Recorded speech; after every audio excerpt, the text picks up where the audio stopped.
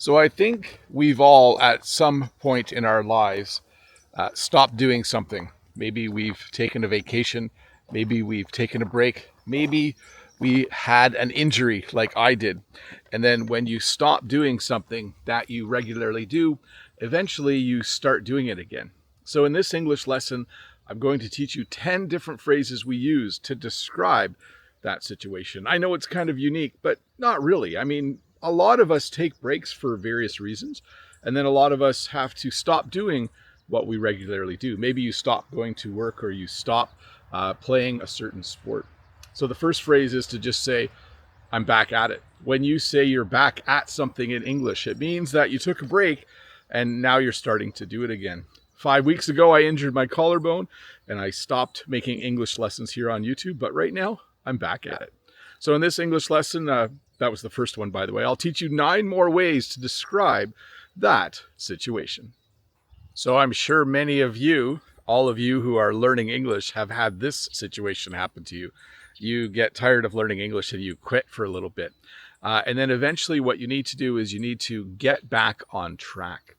In English, when we use the phrase to get back on track, it means in the past you had a plan for something. In the past you were learning English every day. You were watching YouTube videos. You were practicing on your apps. But then maybe for some reason you got bored or you didn't have time and you didn't study for English for a while.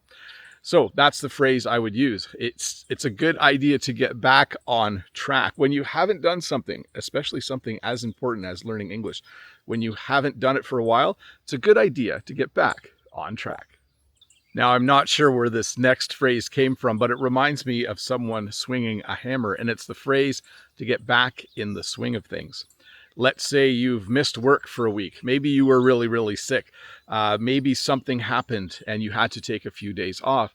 When you get back to work, you aren't as efficient or as fast as when you left, most likely. Maybe you are, but most people would need to get back in the swing of things.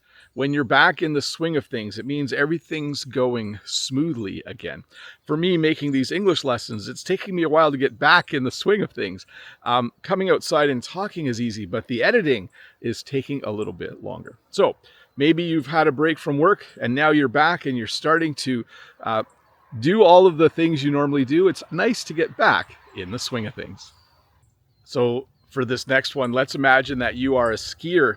And as we all know, you can only ski in the winter. You can only ski when there's snow. So during the off season, you start to forget a little bit how to ski. And then when you start to ski again, you need to get back in the groove.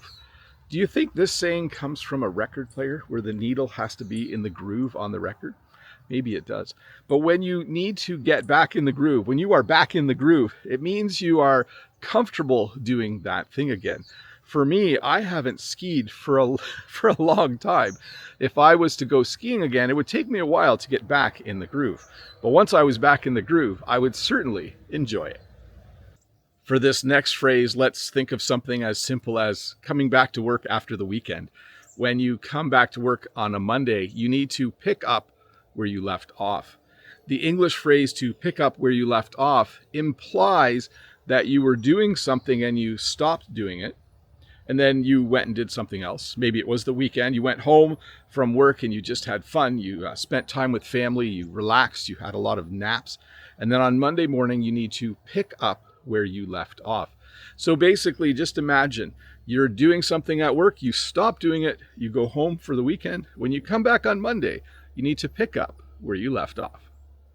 If you've ever done long distance running or any other sport, if you take a break, when you start doing it again, you need to ease back into it. In English, the phrase to ease back into something means to do it gently.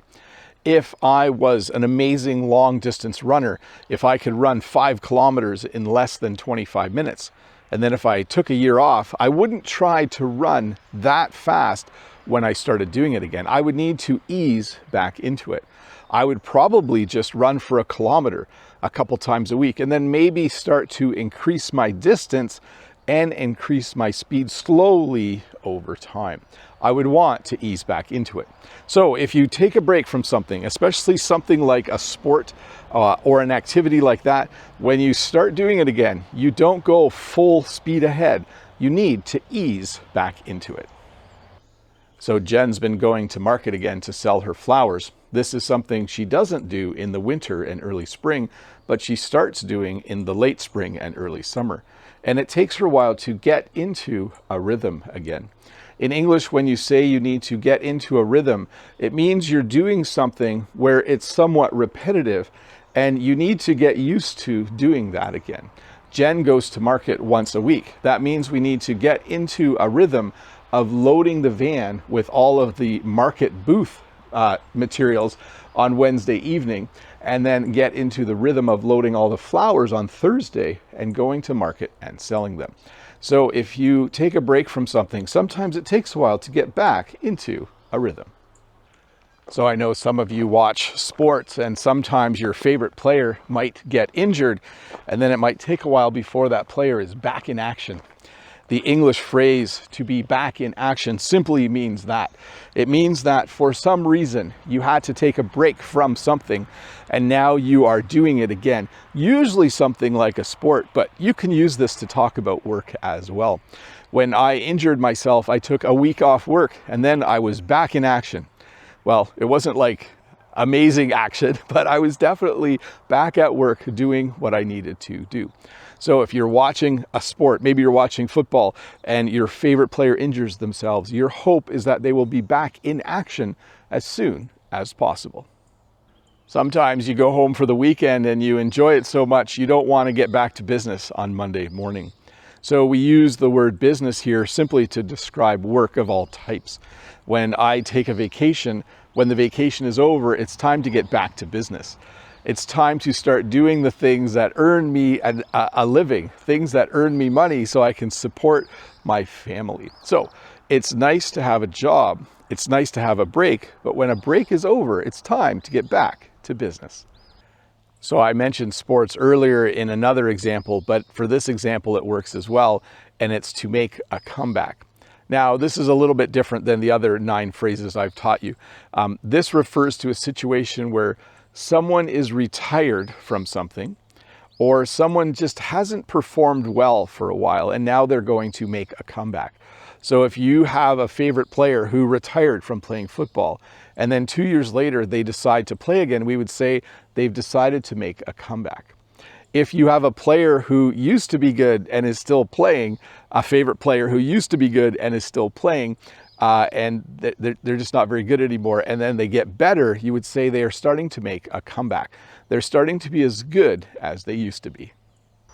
Well, hey, thank you so much for watching this English lesson about how to describe a situation where you haven't done something for a while and you're starting to do it again. Remember, if this is your first time here, don't forget to click that red subscribe button, give me a thumbs up, leave a comment below, consider becoming a member.